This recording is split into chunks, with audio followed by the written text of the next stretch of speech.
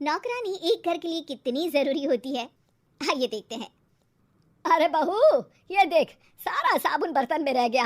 ये नौकरानी कोई काम नहीं करती, गंदा काम करके चली जाती है और ढेर सारा पैसा ले जाती है। अरे मम्मी जी, उसने तो साफ किया ही था। मेरे ही हाथ से इस ग्लास में सर्फ गिर गया था। अरे बस कर झूठी, उसे बचाने के लिए सारी जुगत लगा ले, लेकिन मैं तो इसे निकाल कर ही रहूंगी। हमारे जमाने में ना कोई नौकरानी थी और ना ही ये चिकने बर्तन। चूल्हे के जले बर्तनों को राख रगड़ कर साफ किया करती थी मैं। अरे माँ जी, मैं कहाँ बचा रही हूँ उसे। और वैसे भी आजकल नौकरानी जरूरत नहीं, स्टेटस सिंबल बन गया है। अब आप बताओ, मैं मुन्ना को नीचे घुमाने ले जाऊं तो लोगों से क्या बोलूं? झाड़ू पोछा खुद लगा रही हूँ। लोग सीधा यही पूछते हैं कि कौन सी नौकरानी काम कर रही है तेरे घर पर। अरे बस कर, ये भी कोई बात होती है? मम्मी जी, आप नहीं समझेंगी।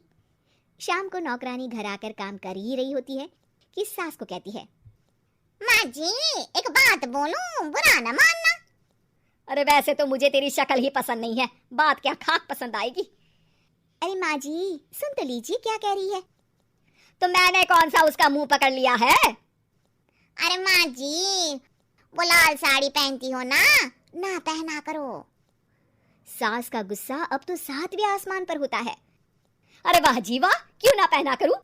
और तू होती कौन है ये बताने वाली कि मैं क्या पहनूं क्या ना पहनूं?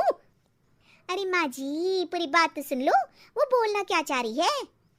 अरे बुरा न मानो आंटी जी। अरे कौन है आंटी? अपनी उम्र देखी है तूने? 2-4 साल ही छोटी होगी मुझसे और मुझे आंटी बोल रही है। बहू सर पर हाथ रख लेती है। अरे अच्छी खासी उम्र दराज हो और आंटी ना बोलूं? मैं तुम्हारी बहू से भी 4 साल छोटी हूँ। क्यों दीदी? बोलती भी क्या, एक तरफ सास यानी पति की माँ, तो दूसरी तरफ नौकरानी जिसके बिना घर का काम नहीं चल सकता। वो दरअसल माँ जी की शादी भी बहुत जल्दी हो गई थी ना। अच्छा ये झगड़ा छोड़ो, ये बताओ तुम माँ जी को लाल साड़ी पहनने से क्यों मना कर रही हो?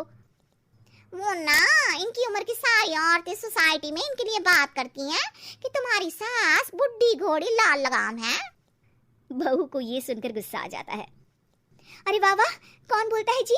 खुद क्या है यहाँ की औरतें, बाल सफेद लेकिन टाइट जींस और कोई कुछ भी पहने। अरे पहनना हमारा निजी हक है, किसी को कुछ हक नहीं बनता कि वो मेरी सास के लिए कुछ बोले। मैं आज ही जाकर माँ जी के लिए लाल जींस लेकर आऊंगी, फिर देखो कोई क्या बोलता है। अरे चुप लाल जींस।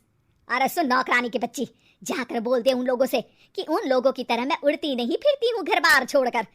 अपने बच्चों और नाती पोतों में मन लगाती हूँ, ना कि सारा दिन ताश के पत्तों में आंख गड़ाकर 3 पत्ती खेलूं। नौकरानी वहां से चली जाती है। वैसे बहू, नौकरानी के क्या फायदे हैं ये तो पता नहीं, लेकिन सबसे अच्छा तो ये कि पता चल जाता है कि कौन किसके लिए क्या बोल रहा है। सोसाइटी में तेरा नौकरानी रखने का इरादा बिल्कुल ठीक था। अगले दिन उन लोगों के घर की बेल बजती है। बहू दरवाजा खोलती है कि सामने कुछ औरतें खड़ी होती हैं। अरे बहू, कहाँ है तेरी सास? बुला जरा। अरे बहन जी, आप सारी एक साथ आइए आइए, कैसे आना हुआ? अरे 3 पत्ते खेलने आई हैं, क्यों खेलोगी? क्यों नहीं क्यों नहीं, वैसे भी बड़े दिन हो गए, एंटरटेनमेंट हुआ नहीं। बहू जा जाकर पकोड़े तो बना ला। अरे बस करिए, आगे कुछ पीछे कुछ। वैसे तो कहती है कि परिवार पर ध्यान देती है, हमारी तरह 3 पत्तियां नहीं खेलती। हमने कौन सा परिवार छोड़ दिया? सास सक पका जाती है। अब ये किसने कहा? मैं तो कहती हूँ कि मैं भी थोड़ा बाहर निकलूं। आपने ही तो कमला नौकरानी से ये सारी बात की थी। सास और बहू को अब सारी कहानी समझ आ जाती है कि सोसाइटी की औरतें क्यों भड़क रही हैं। माफ करिए आंटी, मैं छोटी हूँ लेकिन फिर भी पहले तो आप लोगों ने माँ की लाल साड़ी का मजाक उड़ाया था ना। हाँ हाँ उड़ाया था, लेकिन उससे पहले तो तुम लोगों ने हमारी जीन्स के बारे में बात की थी। अरे क्यों ना पहने हम जीन्स, तुम्हारे पैसों की थोड़ी ना है। सास और बहू सर पकड़कर बैठ जाती है। देखा बहू, ये खेल कर गई तेरी नौकरानी, यहाँ की बात वहां तो वहां की बात यहाँ। दोनों किसी तरह औरतों को समझा बुझाकर घर भेजती है और कसम खाती है कि नौकरानी को नौकरानी ही रहने देंगी।